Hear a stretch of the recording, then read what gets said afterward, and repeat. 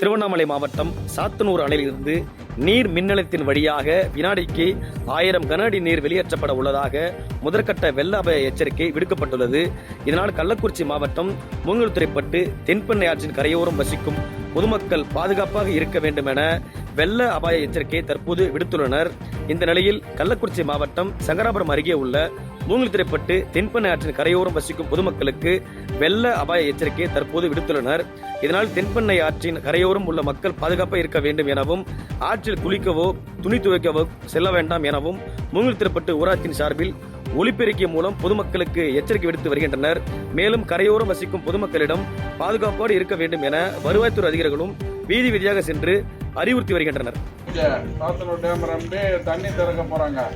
அதனால நம்ம அண்ணா நகர் பகுதியில் கரையோரம் உள்ள பொதுமக்கள் எல்லாம் பாதுகாப்பான இடத்துக்கு வந்து போயிடணும். அன்னைக்கு நாளைக்கு எல்லாமே செய்திகளை உடனுக்குடன் தெரிந்து கொள்ள கீழ்கண்ட கேபிள் மற்றும் டிடிஹெச் நெட்வொர்க்குகளில் எம் நாடு செய்தி தொலைக்காட்சியை காணுங்கள். பாதகம் செய்பவரை கண்டால் நாம் பயம் கொள்ளலாகாது பாப்பா.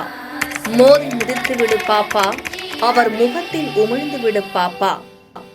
அண்மை செய்திகளை உடனுக்குடன் தெரிந்து கொள்ள இணைந்திருங்கள் எம் நாடு தொலைக்காட்சியுடன்.